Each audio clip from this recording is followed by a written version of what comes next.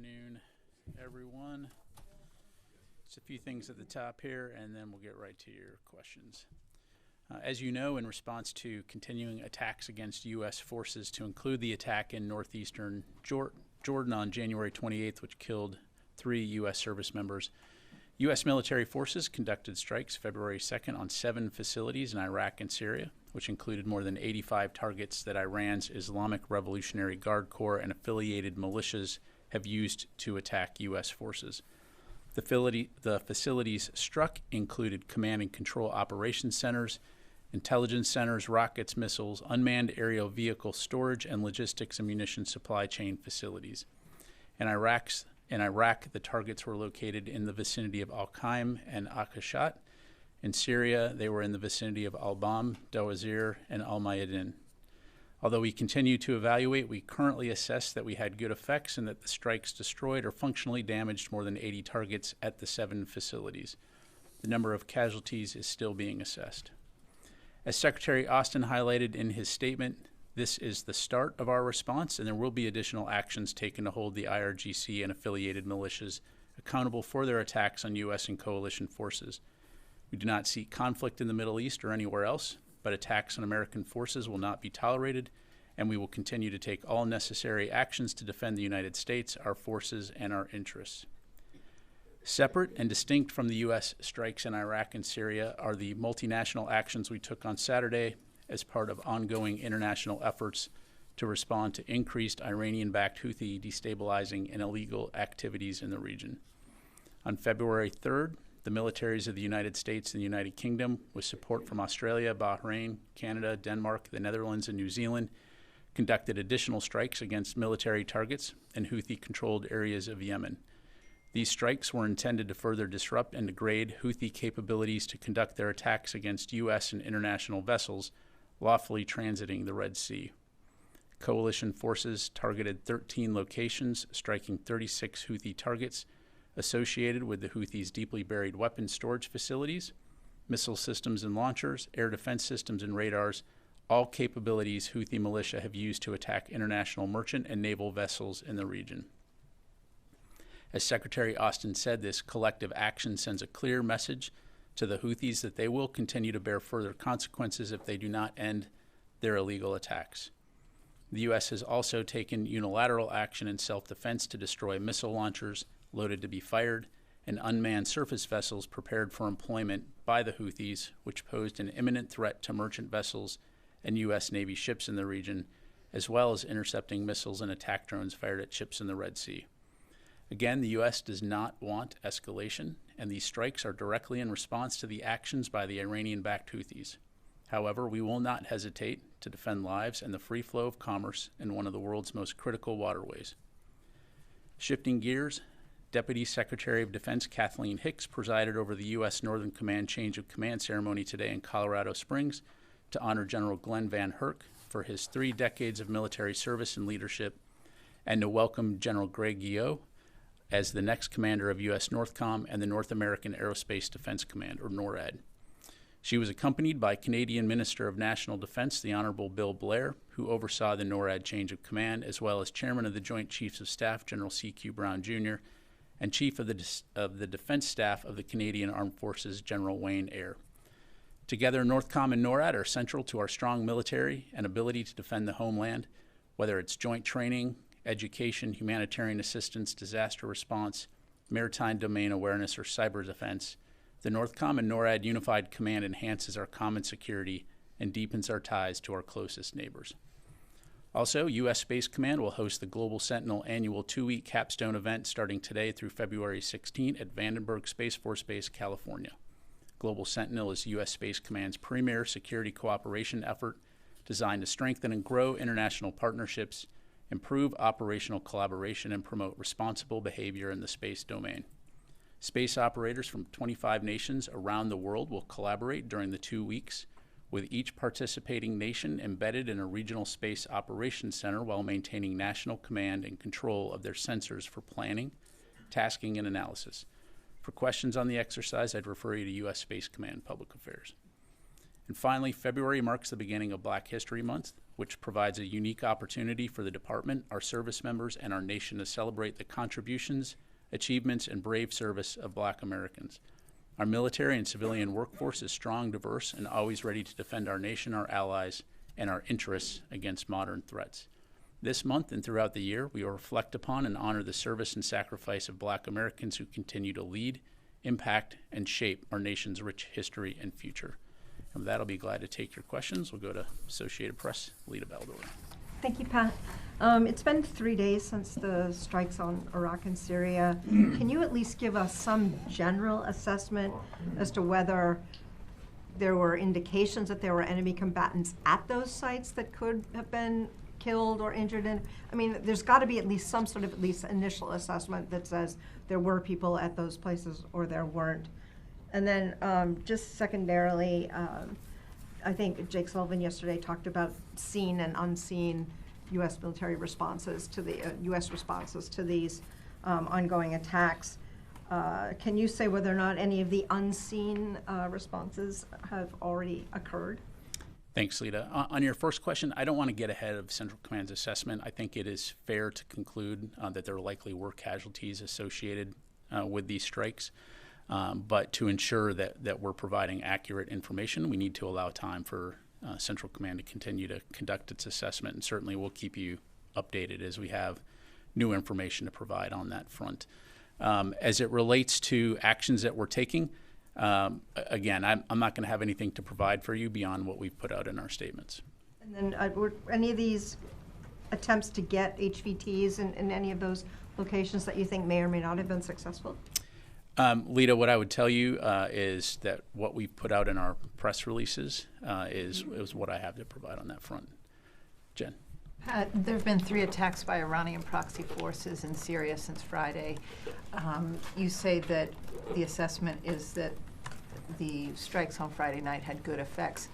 How can you say that when there's 3 more attacks? What will the response be? And are the troops at those bases, those outposts, allowed to leave the base and to pursue those who are firing rockets and drones at the bases? Yeah, so a couple things, Jennifer. So first of all, on your last comment, our forces will always maintain the inherent right of self-defense. So if they need to take appropriate actions to defend themselves, they will, and you've seen us do that in the past.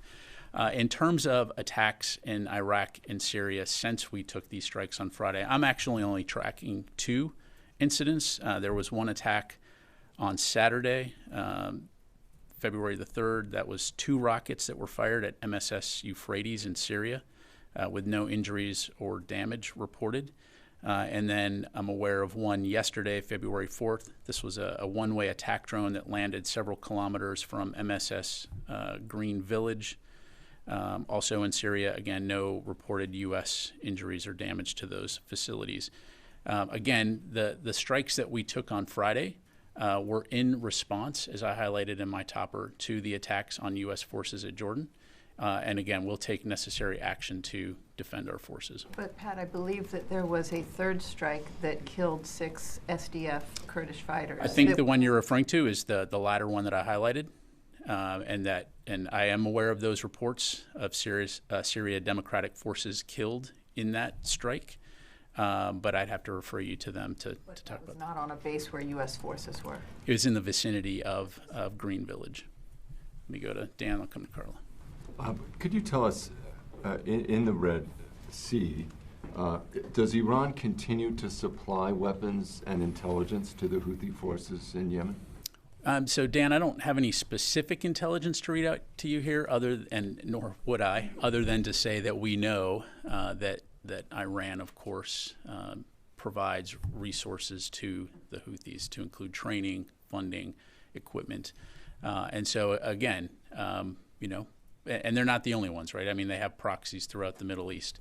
Again, we recognize that, and we're going to continue to call on Iran to cease supporting these types of actions that we're seeing from proxies. And again, we'll continue to take appropriate action to protect our forces. Related to that, there was a ship called the Bishad, I'm sure you've heard of it, in the Red Sea, and Iran issued a warning saying the U.S. should not target this ship. They claim it's a counter-piracy mission ship. but it's widely believed that is actually a spy ship effectively providing electronic intelligence to the Houthis to help them spot targets. Is that a target that's off limits? So first of all, I'm not aware of the U.S. targeting the Bashad. We are very well aware of the Bashad. As you've heard NAVCENT talk about before, it's pretty standard for Iran to have a ship in the Red Sea conducting operations, as you've highlighted. So that in and of itself is not unusual. And again, we're there, again, to support freedom of navigation, to work with the international community to ensure that vessels can safely transit this waterway. We are not there to seek confrontation or war with Iran. But if our forces are threatened, we will take appropriate action. I'm sorry, let me go to Carla and I'll come to you, Tom. A few follow-ups. I am aware of a single rocket attack that happened today in Syria, MSS Euphrates. If you could take that to confirm that to us following this briefing, I would greatly appreciate it. I want to follow up on Jen's question about the attack at Omar oil field. How close were U.S. forces? Were there any U.S. forces that were with the SDF when they came under attack? Yeah, I think I answered that. So I'm not aware of any U.S. forces that were with the SDF at the time. This was this one-way attack drone landed several kilometers from Green Village. Okay, and then is it safe to say that at this point no militant commanders were killed in any of the strikes over the weekend in Iraq and Syria? I know you're still doing an assessment, but yeah, so Carla, again, I don't have any information to corroborate that, but again, we're continuing to assess. Okay, and then finally, with the two self-defense strikes that happened in Yemen where there were anti-ship missiles ready to launch, with the 3 attacks or 2 attacks, we're clearing that up, in Syria since the attacks in Iraq and Syria that the U.S. conducted. I'm sorry. Yeah, You're that's a crossing lot. streams here. That's 5 attacks. Is it safe to say Are you that talking about Iraq and Syria or Yemen? all of them? Is it safe to say that deterrence against Iranian-backed proxies in Yemen and Iraq and Syria is not working at this point? Because there were 2 rounds of strikes, and both of those proxy sets are still striking American forces or still trying to strike American forces in international shipping lanes. Okay, so as it relates to Iraq and Syria, again, I'll just allow me to take a step back here. Again, our forces are there to conduct the Defeat ISIS mission. If our forces are attacked, we will, and in this case, when our forces were killed, we will take appropriate and necessary action. And as I highlighted in my topper, our responses are not complete. Again, I'm not going to telegraph or discuss what that may be, other than we'll conduct that at a time and place of our choosing. That is our focus. When it comes to the Red Sea, our focus is on working with international allies and partners to ensure that mariners can transit the Red Sea safely. Our focus when it comes to striking Houthi targets is to disrupt and degrade their capabilities. We don't seek an escalation with the Houthis. We're not at war with the Houthis. We're not seeking to go to war with the Houthis. But if they continue the attacks, we will continue to disrupt and degrade their capabilities. So they have capability. It would not be surprising to anyone if they attempt to conduct attacks in the future, but when they do, again, we'll take appropriate action, as we have been doing. And when we see an imminent threat to mariners, we will also take appropriate action, as in the case of the self-defense strikes. Let me go to Tom, then I'll come. Yeah, I need to get to some other questions. You hit 13 locations, 36 targets. 5 hours later, the Houthis fired a missile, and then more followed the following day. So what does that say about the effectiveness of U.S. strikes? And what are the consequences? Because they're already firing after your efforts. Yeah, well, the Houthis live in the same physical plane that we do, and they have a finite amount of capability. And the question is, how much of that capability do they want to sacrifice to a doomed cause? Because, again, we'll continue to diminish and disrupt that capability in the sake of working with international allies and partners to ensure that mariners can safely transit. Doomed cause because they're still striking. Well, I'll leave that to the Houthis to address. But again, they do have a finite amount of capability, and how much do they want to continue to sacrifice that capability for the sake of achieving something which ultimately will fail. Let me go to Missy. Hi, thanks, Pat. I have 2 process requests and then a question. On the process, is it possible to CENTCOM has been putting out the report, the Houthi attacks when they do their, but we haven't got, unless I'm missing it, we're not getting the same for the Iraq-Syria requests regularly, attacks by militants on American personnel or facilities in Iraq and Syria. It would be great if we could get the same on that. And also just a request again to see if we can get on the strikes on Yemen and then on Iraq and Syria, just get in the vicinity of locations, because that makes it a lot easier for us to cross-check stuff that we're hearing from the region. And then my question for you is, can you talk a little bit about how the department is seeing the fact that you're conducting these strikes in Iraq and Syria and against these Iranian-linked militants, but those militants are on the payroll of the Iraqi government. How are you guys approaching that fact? They're officially part of Iraqi security forces. Some of the sites that you're hitting are described as joint facilities that are used by these, officially, again, part of the Iraqi security forces. How are you all thinking about that? And what's the dialogue with the Iraqi government about that? Obviously, they've made their unhappiness known. Yeah. So, recognizing some of what you have probably seen in regional reporting and social media, what I would tell you is that as we conduct these strikes, we are very focused on Iranian-backed proxy groups and not PMF. Again, that is our focus. It's not on striking ISF or Iraqi security forces or personnel that are part of the legitimate Iraqi security forces. So that includes groups like Kata'ib Hezbollah, Han, which we've talked about, and again, folks or militants that are associated with the IRGC. And so as we conduct our planning and our targeting and our operations, it is very deliberate and it is very carefully calculated to strike those capabilities. What was the second part of your question? That was just the question. How do you draw that line? Because my understanding is that at least a good part of those groups are part of the PMF, which is officially now part of the Iraqi government. Again, we're striking terrorist groups that are supported by the IRGC. Well, that doesn't make sense. Which I think also are part of the PMF, though. Again, I'm gonna have high-level positions in the Iraqi government who are designated terrorists. As I understand it, the folks that we're striking are not part of the PMF. So can I just follow up on what Missy's asking? Because the Prime Minister of Iraq went to visit wounded militants who were injured in attacks by the U.S. military, and they were part of the PMF. Or, if that was not the case, that's what the statement from the Iraqi government was. If they were not, he was visiting what you're calling sort of Iranian proxies that are technically. Yeah, I can't speak to the Iraqi Minister of Defense. Again, we've been very clear in terms of the groups that we're targeting and the capabilities that we're targeting that are associated with the IRGC and Iranian-backed proxies who are facilitating and conducting attacks on U.S. forces, and that is our focus. Obviously, when it comes to the Iraqis, Iraqi security forces, and the Iraqi government, Iraq is a valued partner. Continue to work closely with Iraq on counterterrorism efforts, and I'll just leave it at that. Tom. Thanks, General.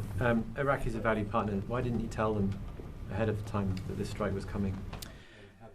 Has that fact strained bilateral relationships, in particular in the context of the ongoing talks? And then I had a second shorter question. Yeah, thanks, Tom. Again, I won't speak for Iraq. As I highlighted, they are a valued partner. We'll continue to work closely with them, consult with them closely. We have consistently communicated to the Iraqis and others that we reserve the right to defend our personnel from attacks by Iranian-backed militants in Iraq, which is what you saw on Friday. And I'm sorry, your second question? Yeah, just going back to the Friday strikes, and I know that we were told that the most of the capability came from B-1 bombers from the US. Were there any jets launched from the Middle East? Or was it all from the US? No, there were U.S. fighter aircraft that participated from within the U.S. Central Command area of responsibility, but for both operation security reasons and diplomatic reasons, I'm just not able to go into more detail. Thanks. Yes, sir. Yeah, staying on Iraq, the Iraqi government talking about that you targeted the Iraqi security forces. This is what they say. So, and they summoned the U.S. ambassador in Baghdad and gave a letter in protest of that attack. So also they say that there were attacks on the residential buildings and citizens' property, and casualties were civilians included. So based on your initial assessment, have you targeted any residential buildings and citizens' property, and also were any civilians killed in that attacks?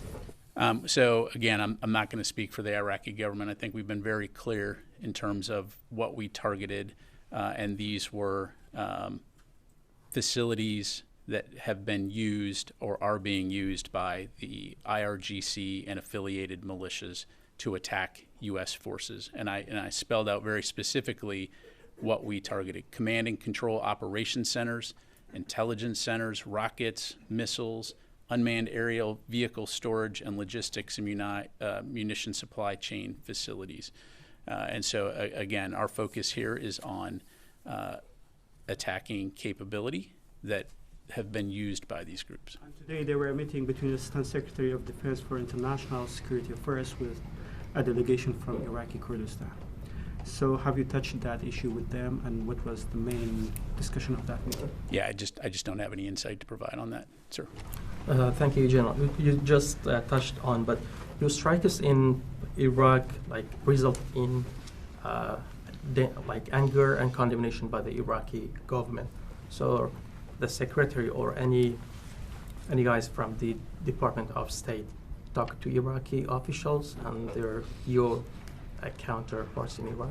Yeah, I can't speak for State Department. I'd refer you to them. Obviously, we have a U.S. embassy there. I'd refer you to State to talk about that. And again, look, Iraq, as I highlighted, is a valued partner. Our forces have been attacked in Iraq and Syria, and now Jordan, and we have been very clear that we will take necessary and appropriate action to respond, and we will continue to protect our forces. Let me go to the phone here. J.J. Green, WTOP. Yeah, General, thank you for this. Considering how the Houthis and the Islamic resistance umbrella groups have been responding to the strikes that the U.S. has launched in response not just to what took place in Jordan, but in response to what's been happening in the Red Sea and other places, how are these continued attacks impacting the U.S. plans to launch strikes? We've been hearing that there isn't a wider conflict. You don't want one, but it looks as though they're trying to push that towards push everything towards a conflict, a wider conflict. Yeah, thanks, JJ. Well, I mean, I think you're right in the sense that we do see these groups attempting to exploit tensions in the Middle East to serve various ends. In the case of Iraq and Syria, as I've highlighted before, we know that these groups have a stated goal of compelling the United States to leave the region. Again, U.S. forces in Iraq at the invitation of the government of Iraq and our forces in Syria, both of our, in both locations, were there to support the lasting defeat of ISIS, and that will continue to be the focus. In the Red Sea, we've seen the Houthis continue to conduct strikes against international shipping and naval vessels affecting over 50 nations. And so we have a duty to respond to that and ensure that mariners can safely transit this waterway in the name of freedom of navigation. And so, again, we'll continue to stay focused on that. But it should be very clear that our goal here in both situations is to ensure security and stability in those regions. We're not seeking to escalate, but if our forces are threatened, as I've highlighted, we will respond appropriately. Let me come back into the room. Ashley. I wanted to follow up on the analysis into what happened at Tower 22. Where does that stand? Have you identified a group? How did the drone get in? Yeah, so I'd refer you to CENTCOM for any updates in terms of their review into the attack. As has been highlighted, we know this, according to our intelligence community, the Islamic resistance in Iraq is, the umbrella group is responsible. But again, bears the hallmarks of a group like Kataib Hezbollah. But again, that continues to be reviewed. On the counter sort of offensive in Iraq and Syria right now, could you sort of broadly lay out what are the goals and the measures of success? In terms of our response, yeah. So our goal is to conduct the Defeat ISIS mission in a way that's safe and secure for our forces that are in the region.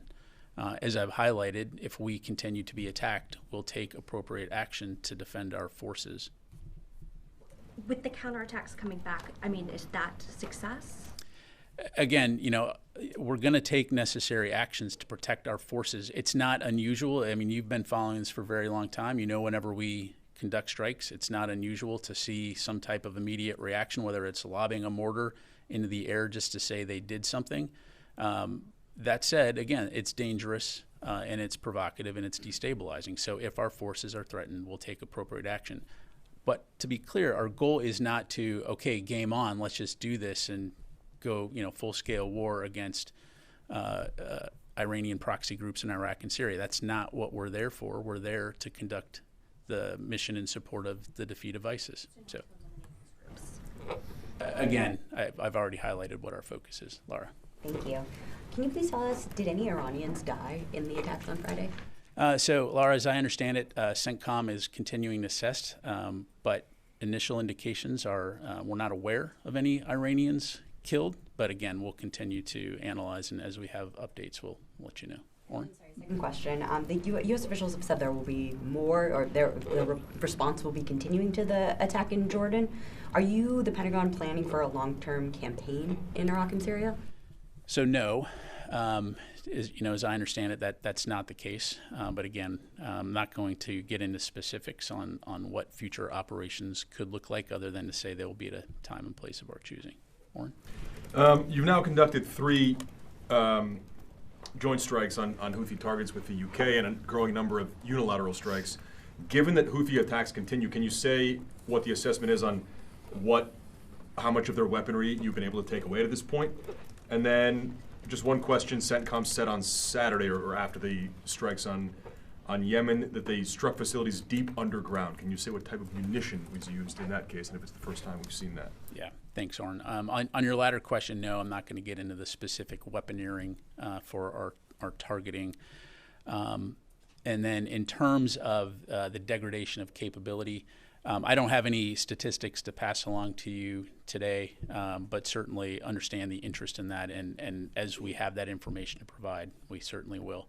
All that to say, as you highlighted, the 3 coalition strikes, plus at this point 14 U.S. unilateral strikes in self-defense, all add up to what we believe is degrading a significant amount of capability. Again, toward the end of disrupting and degrading their capability to conduct these kinds of attacks. So let me do a couple from the phone here. Howard Altman. Hey, thanks, Pat. Couple of things. Are you tracking any civilian casualties in the strikes from Friday night? And then, is the U.S. plussing up or adding troops to Syria from Iraq as these attacks continue? Yeah, thanks, Howard. I'm not aware of any. I don't have anything to announce in terms of force posture changes at this time. And then in terms of civilian casualties, again, CENTCOM continues to assess, and as we have more information to provide, we'll be sure to let you know. Again, as we conducted these strikes, as always, we took significant measures to minimize or mitigate any potential civilian harm. But again, as we have updates, we'll be sure to provide those. Let me go to Heather, USNI. Hi, thanks so much. Just to follow up on the strikes on Yemen, it seems that every time that the U.S. is constantly striking Yemen, and then Yemen or the Houthis then strike back on ships. So, is the United States having any effect on deterrence? It seems like the Houthis have come out and said that they're going to continue to do this until Israel stops bombing Gaza. So I guess what is the next steps here with the Houthis? Again, Heather, the focus here is on disrupting and degrading their capabilities to conduct these kinds of attacks. So we do assess that we are having an impact on their capability. Certainly everyone would like to see the Houthis stop these attacks, and we continue to call on them to stop immediately. But if they don't, we will continue to take appropriate actions to not only defend international shipping and mariners transiting the Red Sea, but also continuing to degrade and disrupt their capabilities. Thank you very much, Phil. In the wake of the January 28th attack on the outpost in Jordan, has the U.S. military taken any steps in particular to improve safety for U.S. troops there or at other bases in the region? Yeah, thanks, Phil.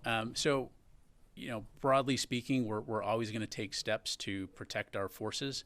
As I'm sure you can appreciate, for operation security reasons, I'm just not able to go into specifics on what that may be, other than to say I can assure you that this is top of mind, not only for the Secretary of Defense, but also for General Carrillo. But not asking any specifics, I just asked whether you've done anything. We've taken appropriate measures, but that's about as specific as I can get. Okay. And then you said to Laura that that this was not an open-ended campaign, but I think a lot of people are wondering whether we're talking about a period of days or weeks, or whether or not we'll even know when this counter attack is over. What clarity can you provide? Yeah, again, we've been very clear that we are going to take appropriate action in response to the deaths of 3 of our service members, multiple wounded, and that we hold those accountable. Again, for operation security reasons, I'm just not going to go into timelines or forecast potential actions, again, other than we will conduct those operations in a time and manner of our choosing. Let me go to Constantine, do a couple more. Thank you, Pat. Just to follow up on Phil's point, I mean, so when these attacks all began in October, yourself, you announced that, we were sending units of Patriot and THAAD batteries to bolster air defenses in reaction to those strikes. Now, we're not getting any specifics. Is there a reason for that shift in messaging? Yeah, especially as we've seen these attacks. I just don't want to telegraph and highlight capabilities at these individual installations, especially when we have forces in harm's way. And as you recall, when we announced those deployments, those were coming from the United States into theater, but what we didn't tell you was specifically where those capabilities are going, and how they were going to be employed. And so again, if I'm one of those troopers on that base, I don't want to necessarily broadcast widely what capabilities we have, what capabilities we don't have. Also, those announcements included a significant number of forces associated with them, which is why we announced those deployments. And then just one last quick follow-up. Does the Pentagon feel that it has sufficient anti-drone capability in the theater right now?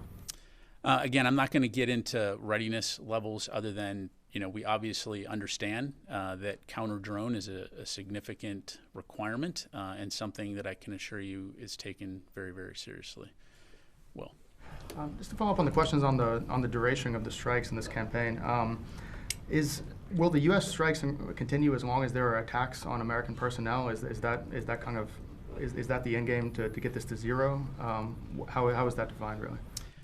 Well, we're going to take whatever necessary actions are required to protect our forces. Again, I don't want to get into hypotheticals. I don't want to predict the future. You have U.S. military forces that are there focused on the defeat ISIS mission. If those forces are threatened or harmed, we will take appropriate action. I'll just leave it at that. Fadi. Thank you, General. And then Mike. I want to go back to the Iraqi government statement that they put out. They called or described the strikes as act of aggression. They talked about the loss of 16 martyrs, including civilians, and 25 injured, damage to residential buildings and citizens' property. Can you confirm from the podium that no civilian harm occurred in these strikes in Iraq? Yeah, thanks, Fadi. I think I've answered that. We're continuing to assess. We always will take any reports of civilian casualties seriously, and we will provide you updates as it becomes available. At this point, you can't rule out this. Again, CENTCOM's continuing to assess it. And then, so the same statement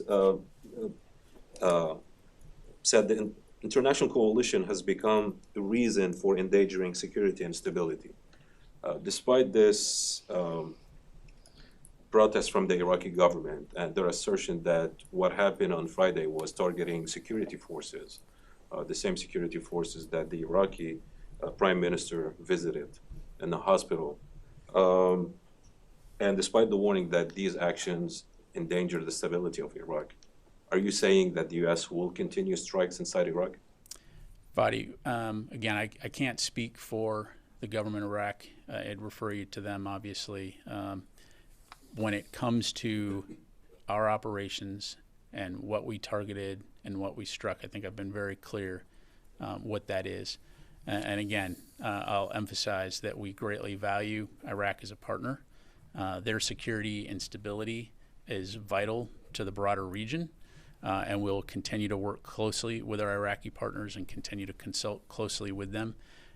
But as we've said before, if our forces are threatened or harmed, we have to take appropriate action, and we'll take appropriate action going forward. Let me go to Mike, and I'll come to Wafa. Yes, sir. Thanks, Pat. Have you noticed any improvement in the commercial shipping situation in Aden, the Red Sea, since the United States has been conducting these retaliatory strikes against the Houthis? Yeah, Mike, I don't have any data in front of me in terms of commercial shipping rates. I'm sure that, commercial firms could provide that. I will tell you that NAVCENT regularly communicates with those shipping houses to ensure that we understand what their needs are, what their concerns are as we conduct Operation Prosperity Guardian. I am aware anecdotally of reports, as you know, of some companies choosing not to transit the Red Sea. But for those that do, Operation Prosperity Guardian, which is a defensive coalition, is there to ensure that there is joint security patrols in the vicinity should there be a requirement to defend those ships. So that will continue to be what we stay focused on. Wafa. Thank you, General. I have a follow-up on Iraq and then a different question. Has the HMC held any meetings since Friday strikes? So, what I would tell you is that, as I understand it, the U.S. Embassy and CJTF OIR continue to remain focused on working with our Iraqi partners regarding, the HMC. But in terms of timelines and for meetings, I know that they'll continue to stay focused on that, but I just don't have any updates to provide in terms of when those actual meetings will occur. Jake Sullivan yesterday ruled out, or didn't rule out actually, strikes inside Iran. Is this an option that's being considered as part of the response to the January 28th attack? Well, I'm not going to speak for Mr. Sullivan. I think his words speak for themselves. As I highlighted earlier, we're not going to talk about or forecast any potential future operations other than to say there will be additional responses and that those will be at a time and place of our choosing. I would also, again, emphasize that we are not seeking escalation in the region, just the opposite, but that we won't hesitate to protect our forces. The department has, when it comes to Iran, red lines cannot be crossed because the risk of... again, I think I've been very clear what our focus is, and I think we've been very clear from this podium that we, the United States, the Department of Defense, do not seek war with Iran. But if our forces are threatened or attacked, we will take appropriate action. Time for a few more. We'll go to Jared, and then we'll finish here with Janie. Thanks. So on these separate efforts in Iraq and Syria, and then on the other hand, with the Houthis in Yemen, not to belabor the point, but if I can ask it a different way, is the department sufficiently confident in its intelligence on Houthi materiel and supply lines that these strikes can successfully attrit their capabilities in the coming months? Yeah, so Jared, what I would tell you, so first of all, I'm not going to talk about intelligence.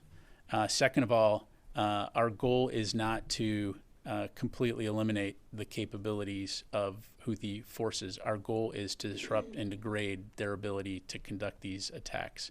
Okay, and as it relates to ensuring that international shipping, naval vessels, mariners can transit the Red Sea safely and securely, in accordance with freedom of navigation. That will continue to be our focus. split hairs here, but is that precisely the same approach the department is taking in Iraq? Or, if these attacks in Iraq continue, do you anticipate perhaps an expansion of the scope of U.S. strikes? Again, look, I'm not going to get into hypothetical situations other than our focus is on the defeat ISIS mission. If our forces are threatened or attacked, we will take appropriate action. Last question, Janie. Thank you. As you know, the North Korea continues to launch cruise missiles. How is the information sharing between the United States, South Korea, and Japan working now? Well, as you know, we have excellent relations an excellent relationship between the United States, Japan, and the Republic of Korea, and we will continue to share information as it relates to regional security and stability. And I'll just leave it there. Do you also completely tracking North Korea's missile launches recently? Look, I'm not going to get into intelligence, but clearly, we keep a very close eye on the region. And as always, we will continue to consult closely with our allies and our partners in the region. Thank you. Thanks very much, everybody.